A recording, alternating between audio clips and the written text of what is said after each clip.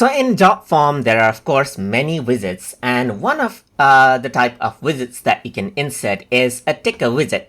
So to do that, let me just click on add element, and then I'm going to go under widgets, and then I'm going to go ahead and type in ticker, and there's the ticker widget.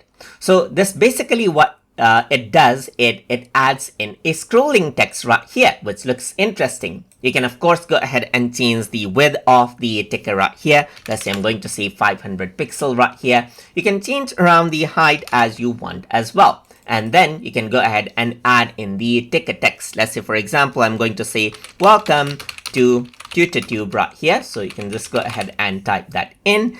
And I'm going to say, keep on learning and keep on watching right here, just like this. So I can see that the speed in second is 5. I can go ahead and change the speed as I want right here, and you can see that it speeds up. You can even go ahead and change around the direction of the text as well as you want, and you can go ahead and update it out. So that is basically how you can go ahead and work around with the ticker widget. And if I were to go ahead and preview out the form right here now, then what happens is that you see the ticker widget right here just like this.